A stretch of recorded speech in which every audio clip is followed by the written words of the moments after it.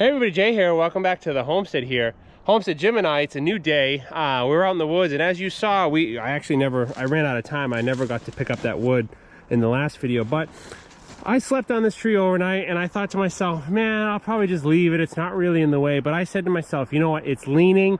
If we get another heavy ice snowstorm, it's probably just going to snap anyways, and then who knows if it gets hung up.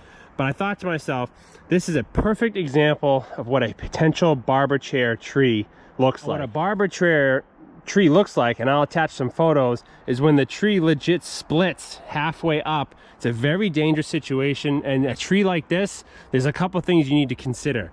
Tension and compression. So when you're dealing with barber chairs, there's a couple terms you'll hear, and that's compression and tension. So let's go over that now. Two very important things when dealing with barber chairs. So if you look at this tree here, this tree is leaning this way. It's not going to go any other way but that way. You have compression and then you have tension.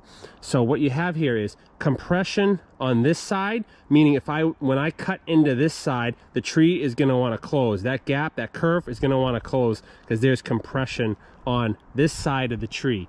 Anytime a tree is leaning, that's where the compression is. Now tension, think of a pencil. If I was to take a pencil right here and hold it with my two hands and flex it like this tree is, the compression would be on this side and the tension would be on the far side. If I just cut in the back of that tree, that tension, this tree could split right up and flip out and causing a barber chair. And I'll overlay again some videos because a barber chair is not something to take lightly. So what we're gonna do is, we know this tree is leaning heavily in this direction. There's no question about it that this tree is going to fall this way.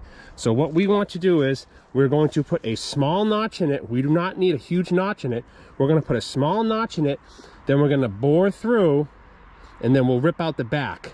If we just go in through the back because of the compression and tension, this tree could split up. And I'm going to obviously try to fell the tree on this side, because God forbid this does barber chair, this tree here will give me a little bit of protection. Not enough to bet my life on, but enough to help. So let's go ahead, put a small notch in it, and then we'll come over here, we'll bore through, and we'll rip out the back. The reason why I'm cutting this tree is because it's probably gonna break next big snowstorm, and we're opening up the canopy here, this oak here, which we're gonna leave. We'll get plenty of nutrition. Look at that, it's got all that canvas to grow. This tree will grow nice and big. Same with the other ones over there. Cut one tree down, you're opening up space and sunlight for many other trees. So let's get right into it. Supervisor Homestead Jim over here is helping his son out and also running his business at the same time. So we're rocking the CS590 and the McCulloch. So let's get set up. We got our helmet on. Anytime you're dealing with barber chairs, trees under compression and tension, always wear a helmet. So let's go put our notch in, and then we'll walk you through the whole process.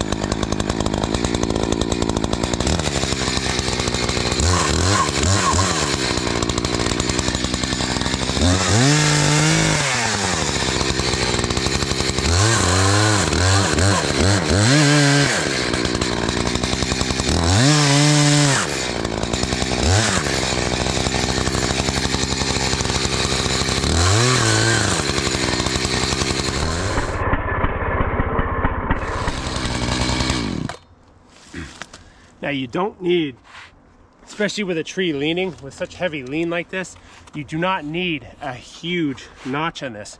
This tree is not going in any other direction. So what I'm gonna do now is, I'm gonna move you guys to the side here. We're gonna step back a little bit, we're gonna do a bore cut, and then we'll rip out the back, and off the tree will go.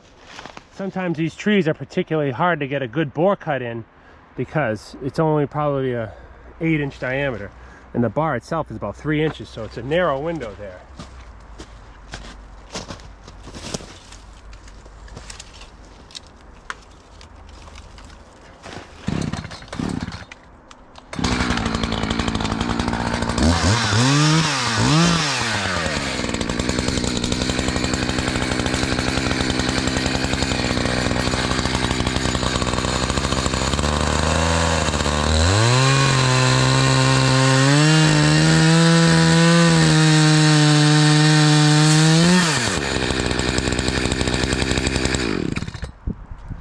So now that I'm through, the only thing holding this tree back is this back notch here.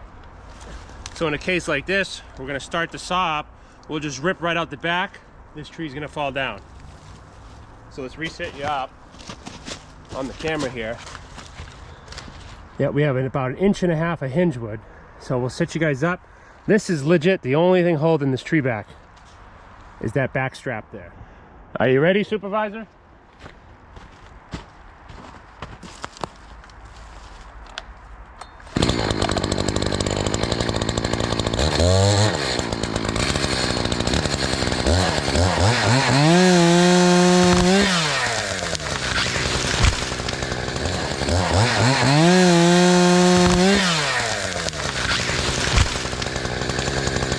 You can tell by our stump here. Let's have a look. We had some nice hinge wood here. Everything went where we wanted. We could see, you see, Dad? Let me show you. You see these half moon marks? Yeah. This is where I came in with the bar of the saw. This is what was holding the tree on. This straight grain here, and then you see all the bar marks. So this little band, as soon as you cut that off, boom, the tree goes. If I just came in right from the back, that whole half of that could have split. It would have been pretty nasty. So what we're gonna do now is probably have Dad run the echo. I'll start on the north end, he'll start on the south end, and we will buck this up. I'll cut those limbs down. We're gonna use pretty much every section of this tree we can. So, and then we'll come back and we'll dress the stump at the end.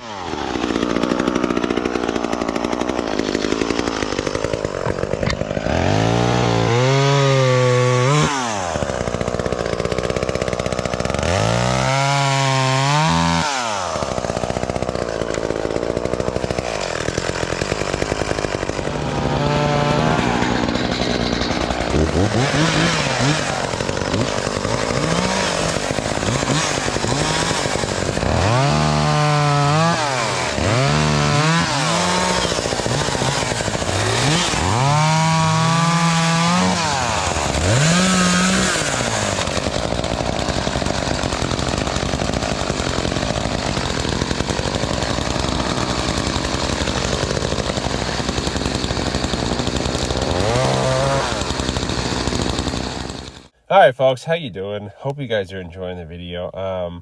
Yeah, what a cool video. Again, the last few snowstorms, you know, knocked this tree down or continued to bend it over. So it's literally only a matter of time before it snaps off, and then it could be a potentially trickier situation. So I'd much rather cut it down while it's in a relatively speaking safe position here. This part's an interesting part. Dad got the saw stuck here, so I kind of bail him out here with the echo, but it's all good. Dad and I are just out here having fun in the woods. We got some storms coming at the time I filmed this video. We had a storm coming through New Hampshire, I think the next day. So by the time I get to editing it, that storm have already passed. But who knows, even that storm, we're supposed to get ice and snow again. Probably would have knocked this tree down naturally. It had a heck of a lean to it. But anyways, all good here. Nothing like working with Pops out in the woods. That's funny, that Mac, he's the one who bought that saw back in '94, and here he is. I was a mere 2 years old, and he is out in the woods with me using that very saw to cut up firewood. I just find that fascinating that he bought that saw when I was legit 2 years old, and here we are still running to this day working. So Dad and I usually just kind of do this. We work on his assembly line. I don't want to drive the four-wheeler down here because I don't want to run over and try to turn around and ruin, you know, other trees and other saplings. So we kind of just toss the logs down here and we work as we go.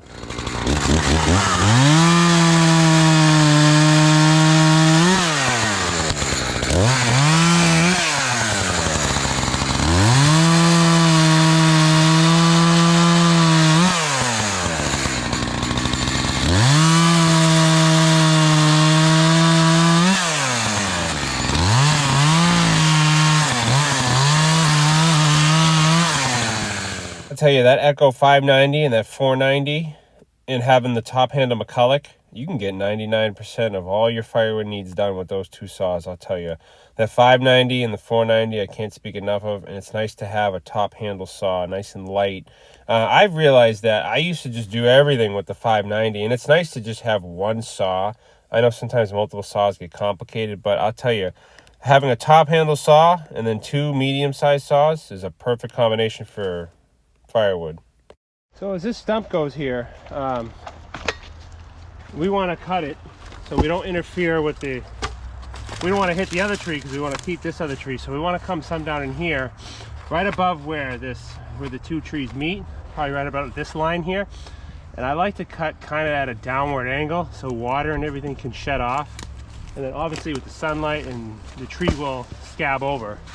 We have a few trees around here that I cut years ago that you could see them start to scab, where I cut one limb off, left the other one. So it's pretty cool stuff.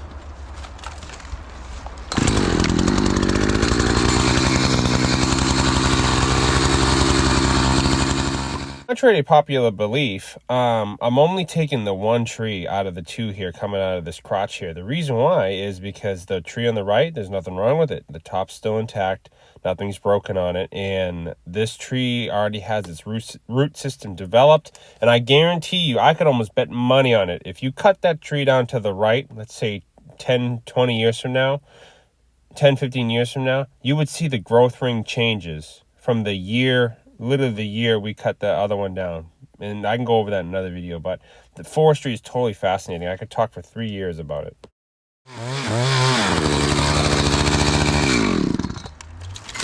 That way you're left with a nice clean cut. You didn't interfere with this other tree here, and this will start to scab over and heal.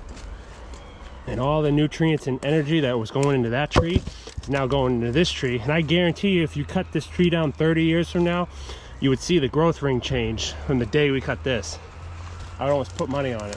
What do you say, Dad? That oak tree was a pretty fair amount of wood once you get it in the shed for perspective. So this row was completely empty. This is what we ended up with.